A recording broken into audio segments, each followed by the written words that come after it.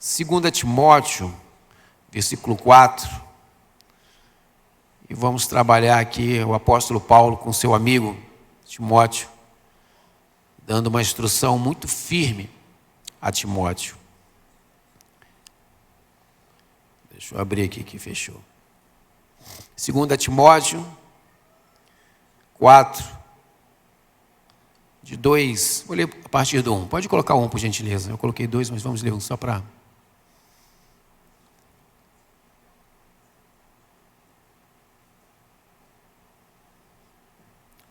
Versículo 1 é a apresentação do apóstolo Paulo. Eu vou ler aqui, depois vai para o 2. Na presença de Deus e de Cristo Jesus, que há de julgar os vivos e os mortos por sua manifestação e por seu reino, eu, apóstolo Paulo, o advirto solenemente. Pregue a palavra, esteja preparado a tempo e fora de tempo. Corrija, repreenda, encoraje com toda paciência e ensino. Pois chegará o tempo em que não suportarão a sã doutrina, ao contrário, segundo os seus próprios desejos, juntarão para si mesmos mestres que lhes digam o que seus ouvidos coçando desejam ouvir. Eles se recusarão a dar ouvidos à verdade, voltando-se para os mitos. Você, porém, Timóteo, seja moderado em tudo, suporte os sofrimentos, faça a obra de um evangelista, cumpra plenamente o seu ministério. Apóstolo Paulo está falando aqui com Timóteo, é seu amigo, também o seu discípulo, sendo preparado para pregar a palavra. É interessante quando a preocupação do apóstolo Paulo, naquele tempo, no primeiro século, sobre o que estava acontecendo com a igreja e com os crentes. Quando eu volto aqui, o capítulo 3, e vou ler rapidamente para os irmãos, para entender a preocupação do apóstolo Paulo naquele tempo, nós estamos no primeiro século ainda. Veja o que estava acontecendo naquele século a respeito de crentes e homens ímpios. Paulo estava falando o seguinte no versículo 2 do capítulo 3, isso porque os homens serão amantes de si mesmos, apegados ao dinheiro, arrogantes, orgulhosos, blasfemos, desobedientes aos pais, ingratos, ímpios, insensíveis, irreconciliáveis, caluniadores, sem domínio próprio, cruéis, inimigos do bem. E Paulo vai fazendo uma relação de pecados, de mazelas do ser humano do primeiro século, que parece que Paulo está falando no dia de hoje. Não tem diferença nenhuma do primeiro século para os dias de hoje até a volta de Cristo, porque o ser humano sem Jesus, ele é banhado em pecado. E aí o apóstolo Paulo, se preparando para partir, ou seja, sabendo que ia morrer a qualquer momento, o apóstolo Paulo, como um grande líder que foi, prepara Timóteo para dar continuidade à pregação da palavra. E é interessante que aqui em 2 Timóteo 4, no versículo 1, no finalzinho, o apóstolo Paulo falando com seu amigo, com seu liderado ali em treinamento, mas Timóteo era amigo também, mas Paulo usa ali um termo mais rígido, ele diz assim, eu, apóstolo Paulo, advirto Timóteo, a carta é para ele, solenemente. Paulo não está apenas dando uma recomendação a Timóteo, como se tivesse encontrado na rua, ô Timóteo, tudo bem, eu vou te dar uma recomendação. Não. O apóstolo Paulo faz questão de enfatizar, o apóstolo Paulo faz questão de chamar a atenção de Timóteo solenemente. Solenemente é fazer com pompa, solenemente é fazer com aparato ou com todos os requisitos necessários e legais. É como se o apóstolo Paulo tivesse colocado uma veste de sacerdote naquele tempo, ou colocado nos dias de hoje, um smoking fino, gravata borboleta, sapatinho fino, bico fino de matar barata no cantinho, invernizado, brilhando, aquela roupa elegante, formal, e chega para o seu amigo Timóteo e fala, eu estou te advertindo, Timóteo, de uma forma solene. Mas não é qualquer advertência que o apóstolo Paulo está dando para Timóteo, de uma forma solene, séria, preocupado. talvez tenso, sabendo que seus dias estavam muito próximos de partir. Paulo lhe não dá qualquer instrução. Paulo estava ali como rabi, como um mestre de Timóteo, e ele dá uma instrução no versículo 2. Diz Paulo a Timóteo: Timóteo, pregue a palavra. Uma instrução tão simples, aparentemente. Timóteo, pregue a palavra. Mas se fosse tão simples essa palavra, apóstolo Paulo não teria advertido solenemente. Porque, na verdade, se nós pararmos para pensar, desde o primeiro instante que nós cremos em Jesus como único e suficiente Salvador, a mensagem que nós mais ouvimos, que mais recebemos, o comando que nós mais recebemos, desde o dia em que nós fomos batizados, pregue a palavra. Olha, você tem que ser um evangelista, não é isso? Não existe nenhum outro comando que nós crentes recebemos dos nossos líderes, pastores, professores de EBD, que seja maior que esse. Pregue a palavra. Mas apóstolo Paulo, dizendo para Timóteo, ele diz solenemente, e quando Paulo está trazendo esta informação, este comando, esta ordem a Timóteo, ele não está inventando a roda, ele não está fazendo absolutamente nada de novo. Paulo está preocupado com a evangelização que ele cumpriu ali o seu mandato. Paulo está também trazendo à memória de Timóteo que o que o próprio apóstolo Paulo fez nada mais foi do que receber uma ordem do próprio Jesus e replicar essa ordem. Portanto, o apóstolo Paulo está replicando a ordem de Jesus de uma forma formal, como se precisasse, talvez precisasse, a Timóteo. Porque Marcos 16, versículo 15 e 16, é a ordem que Paulo está dando a Timóteo, só que a ordem que Jesus, o próprio Jesus, deu ao apóstolo Paulo, aos seus discípulos e a nós. E ele lhes disse: vão pelo mundo, em todos os lugares, e pregue o evangelho a todas as pessoas. Quem crer e for batizado será salvo, mas quem não crer será condenado. É uma mensagem simples, mas crucial para a nossa vida de obediência a Cristo Jesus. Porque toda vez que Jesus fala alguma coisa, ele nunca está solicitando, ele nunca está perguntando para nós, mas ele está dando um comando, uma ordem.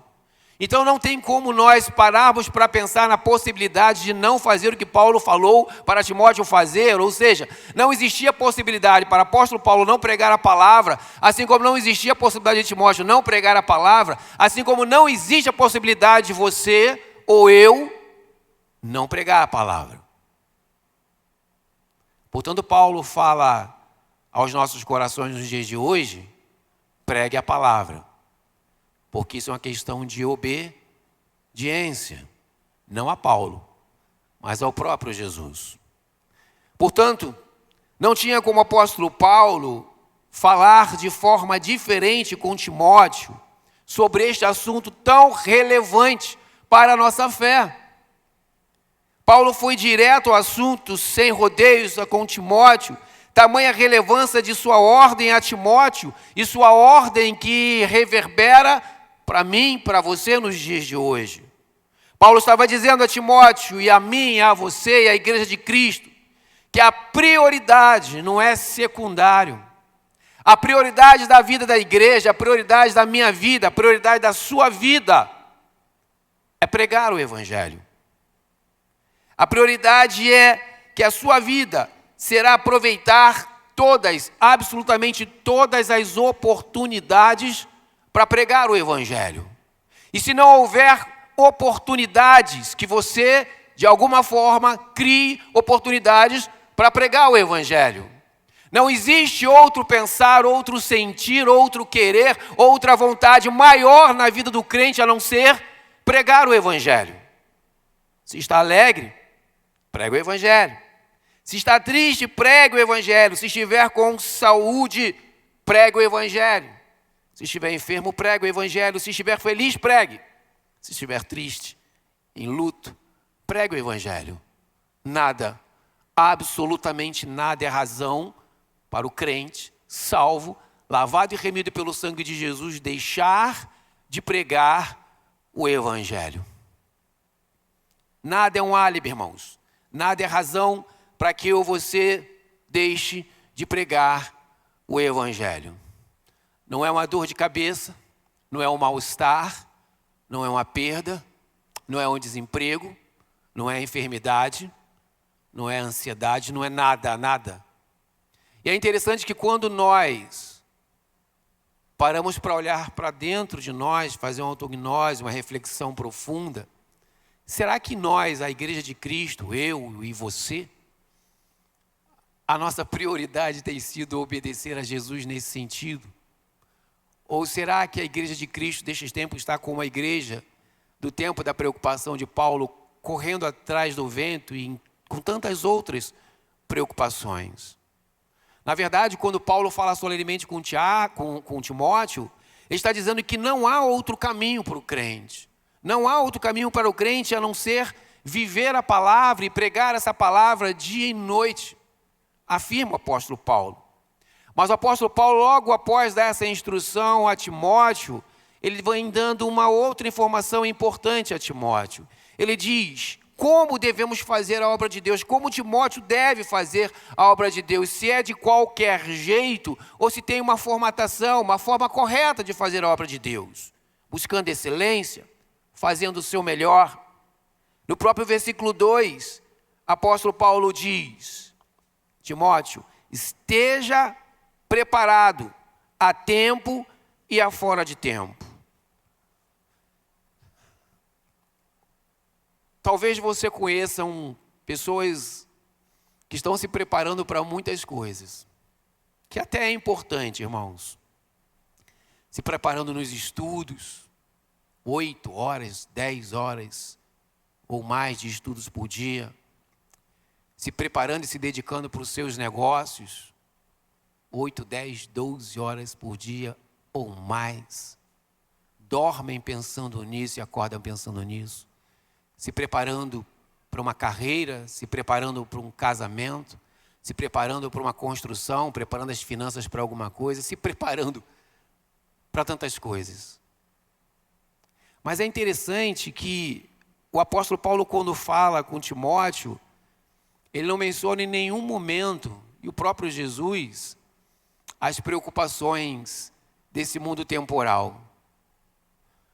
E talvez o nosso coração, o coração da igreja dos dias de hoje, ele esteja tão distraído com planejamentos e projetos e propósitos que vão ficar aqui.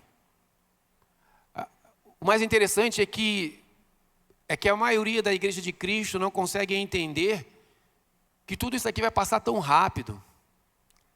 A nossa vida passa muito rápido. Os tempos passam rápido. A saúde passa muito rápido. Os filhos crescem, casam, nós fazemos sepultamentos e um dia seremos sepultados. Tudo isso é tão rápido. E no final das contas, a única coisa que vai contar quando o livro for aberto é quando ele olhar o seu nome e ver se você ouviu o apóstolo Paulo e se você ouviu Jesus. E se você viveu uma vida digna pregando a palavra em todo tempo, em todo lugar, de todas as formas. Ou se você viveu uma vida planejando e vivendo muito bem aqui e tendo muito sucesso em tudo que planejou, uma vida confortável, enfim. Mas que nada disso é relevante, porque tudo isso vai virar palha, poeira e vai passar. O grande problema, talvez, da igreja é a preocupação de Paulo. Quando Paulo exorta Timóteo, ele diz: Timóteo, não se distraia com absolutamente nada. Porque existem muitas razões para nós nos distrairmos e esquecermos do principal, que é viver uma vida digna na presença do Senhor, nos santificando e pregar o Evangelho através da nossa vida. Quando Paulo fala, Timóteo, esteja preparado, a igreja de Cristo deste tempo, esteja preparado a tempo e fora de tempo, significa que eu e você, como igreja de Cristo, como cristãos, precisamos nos preparar biblicamente, teologicamente e espiritualmente para viver uma vida santa, para viver uma vida onde as pessoas olhem para você aonde você estiver e percebam que existe algo diferente em você e que não é o seu intelecto, e que não é o seu poder financeiro, que não são os seus títulos, que não são as suas conquistas, que não é a sua beleza física, que não é nada terreno, mas existe algo tão extraordinário em você que as pessoas vão querer saber. Algumas vão fugir, mas aquelas que estão preparadas no coração vão ver algo diferente em você, e isso é o Espírito Santo de Deus. Mas você só vai poder brilhar como luz, que Paulo fala para Timóteo estar preparado, é para que Timóteo pudesse brilhar como luz, se verdadeiramente Cristo habitar em você, em seu coração, e você refletir isso, através da graça, da misericórdia, do perdão, sabe, de uma vida simples, apesar de ter muito, mas uma vida simples. Eu preciso dedicar a minha vida, e você como cristão, como igreja, e Paulo diz a Timóteo, dedicar a vida a assuntos que têm a ver com pregar a palavra. É inadmissível, irmãos, um crente, salvo uma exceção numa fase da vida, não ter sede da palavra, não ter sede de escola bíblica dominical, não se esforçar, não se esmerar, por mais que trabalhe, o sábado está aqui pela manhã, perdendo uma oportunidade ímpar nessa igreja, com uma escola bíblica dominical tão abençoadora. E aí passa a semana enfraquecido e não está preparado para enfrentar as suas batalhas, as batalhas. A palavra de Deus diz que nós devemos meditar na palavra dia e noite.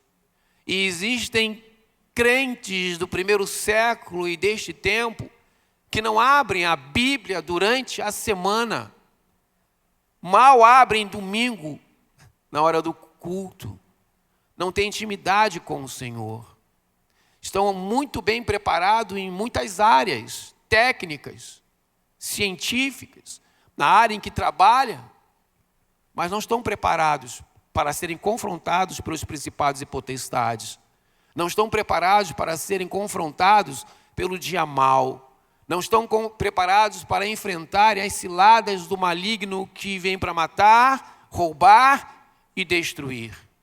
São como crianças frágeis, muitas vezes inúteis para o reino porque não têm ferramentas. Não porque não receberam oportunidade, mas porque nunca buscaram.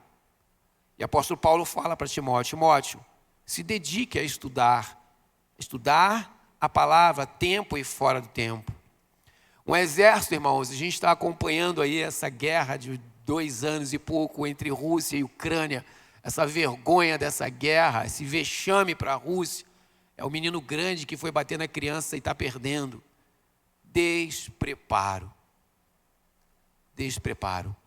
Nenhum general sai para a guerra sem preparar o seu terreno e toda a estrutura.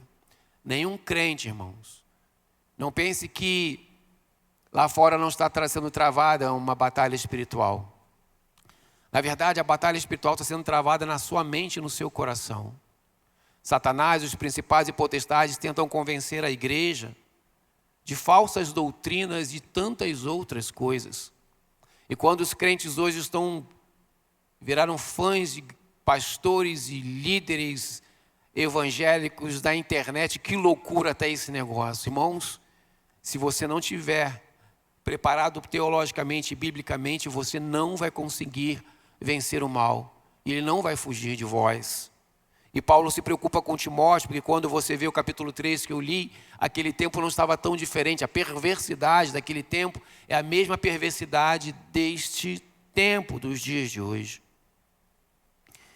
O crente que deixa para se preparar no dia que alguém chega para ouvir do Evangelho, o crente que deixa para se preparar no dia que um ente está doente, acamado, irmãos, vai passar vergonha.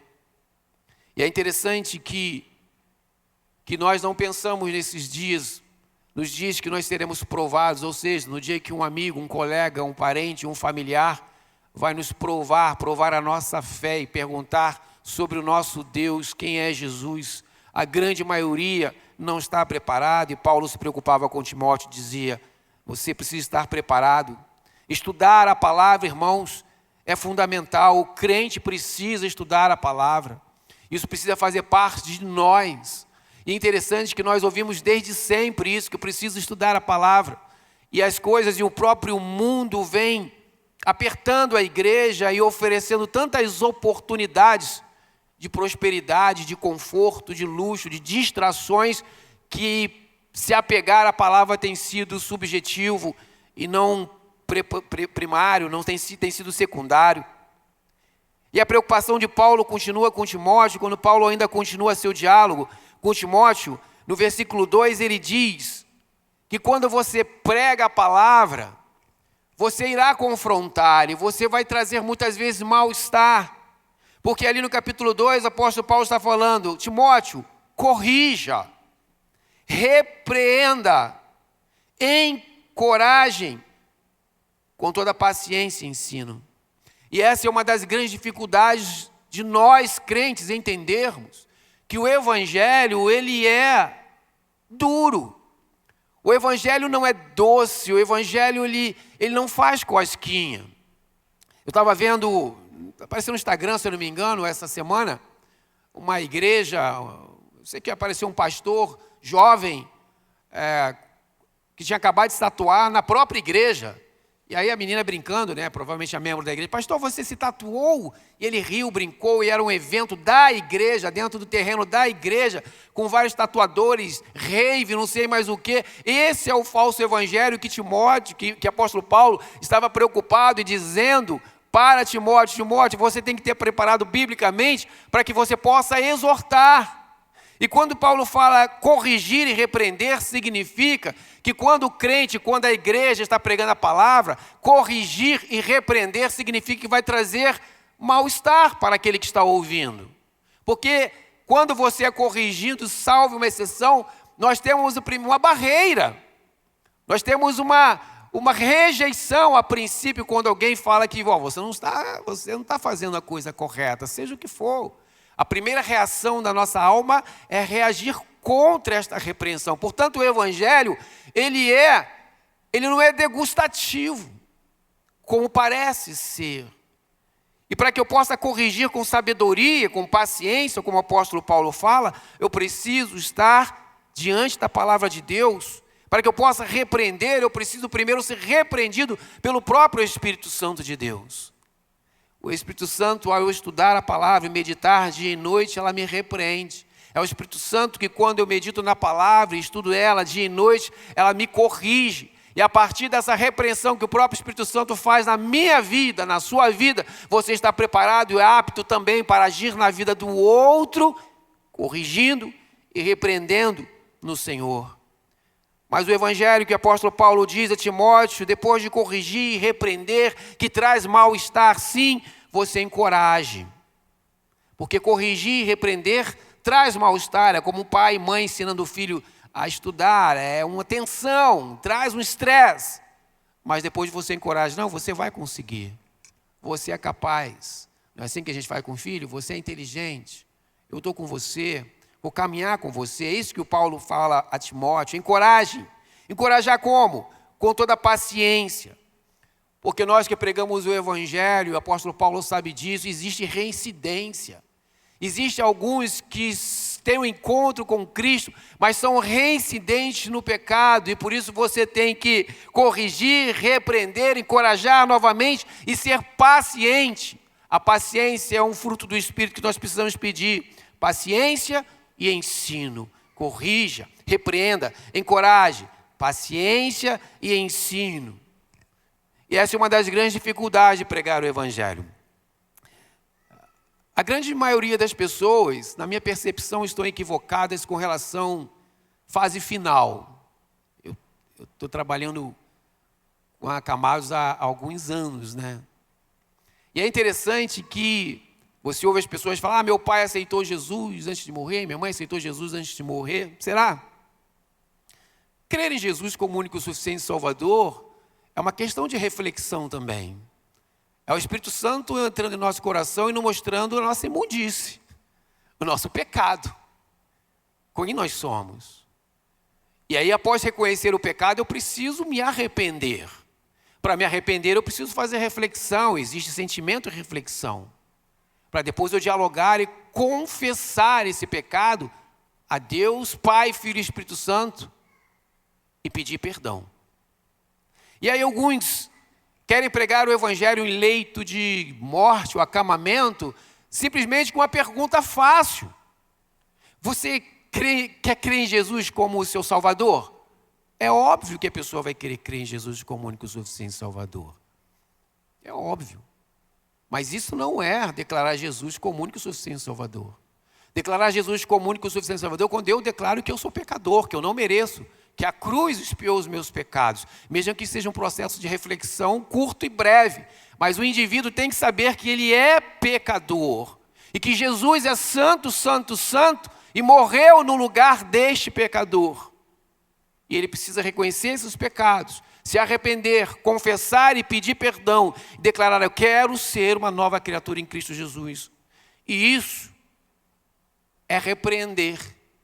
Eu me lembro que, já contei isso aqui há um tempo atrás, que eu fui visitar um senhor que se acidentou. Era um acidente simples, né? Ele se acidentou e quebrou o fêmur, e eu fui visitar porque era um amigo meu que estava responsável por esse senhor.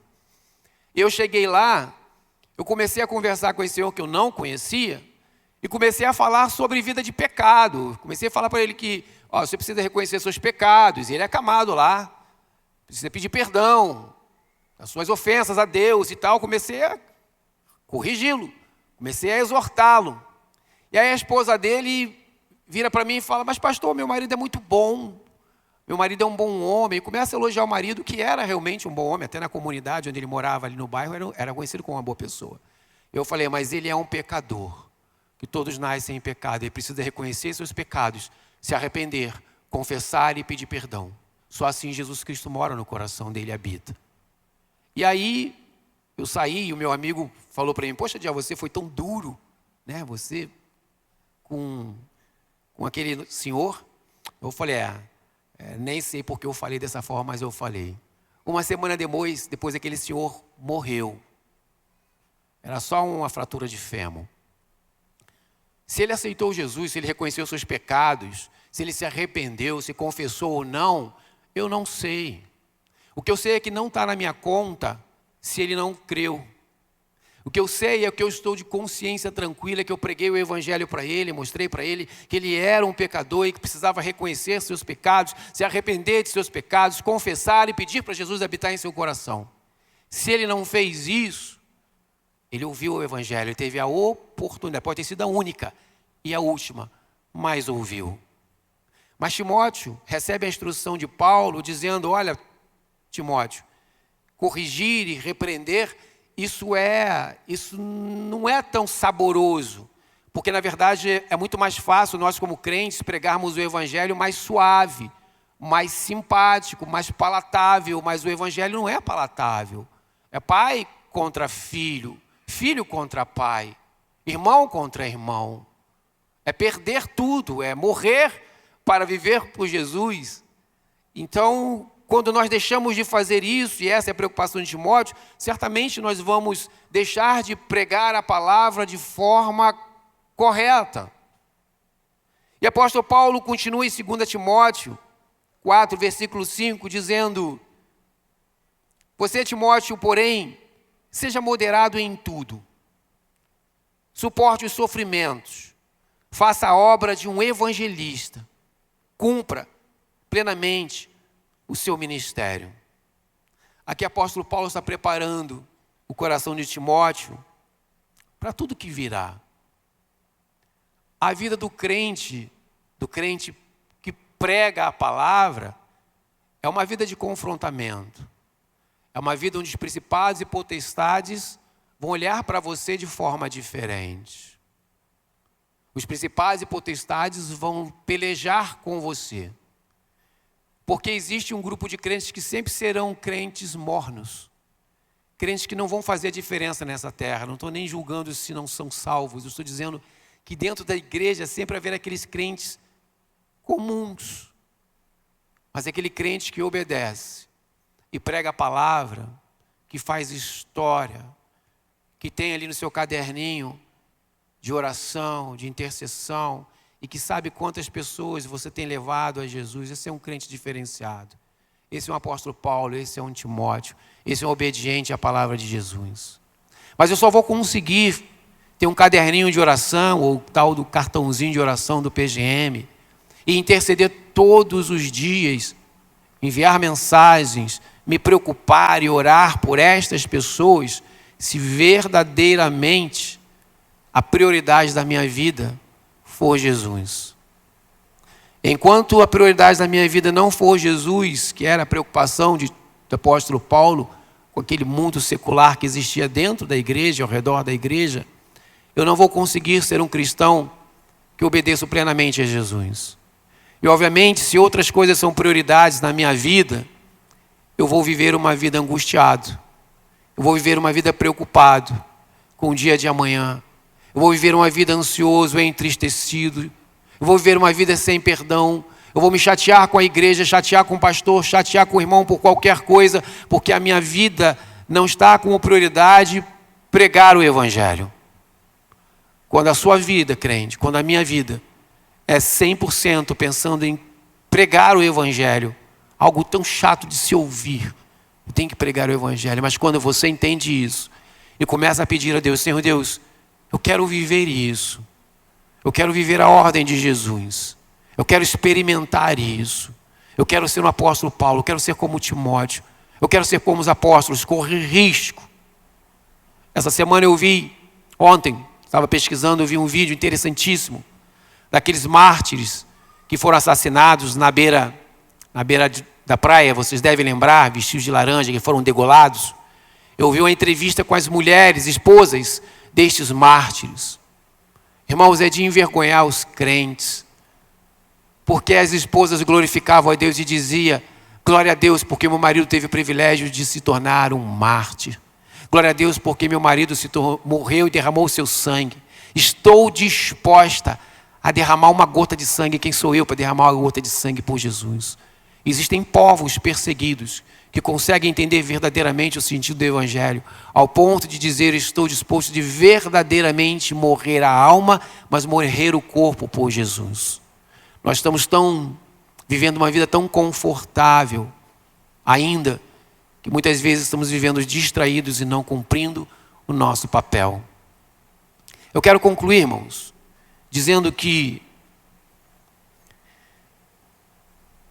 eu li esses dias algo interessante sobre morte e eu vou aplicar na vida espiritual. O crente que não prega a palavra, é interessante, quem trabalha com evangelismo, toda quinta-feira tem compartilhando vidas aqui, eu já evangelizei bastante, é algo tão extraordinário você evangelizar na rua, é algo transcendente. Deus te usa de uma forma tão poderosa, você se sente tão útil no reino de Deus. Só que existe pessoas que não entendem isso e não querem experimentar, e muitas vezes crentes estão morrendo sem perceber que estão morrendo. E eu li esses dias que, interessante, que alguns países têm pena de morte para assassinos. A pena de morte, o Estado mata o assassino, tira a vida do assassino. Mas existiam culturas que não era o Estado que tirava a vida do assassino. O Estado, aquele líder, ele pegava o assassino e pegava o corpo do morto e amarrava o morto no assassino, bem amarrado. E deixava o assassino amarrado no morto durante dias. E aquele morto, obviamente, ia apodrecendo. E os vermes comendo o corpo daquele morto. E o assassino amarrado ao morto. O que acontecia é que aquele assassino, ele, aos poucos, ia ficando tão podre quanto o morto. Era o morto que matava o vivo ao longo dos dias, com seus vermes e infecção. O que eu quero dizer com isso é que o apóstolo Paulo, no texto, quando você lê todo Timóteo, você percebe que o apóstolo Paulo pede para Timóteo para ele andar com o Senhor Jesus.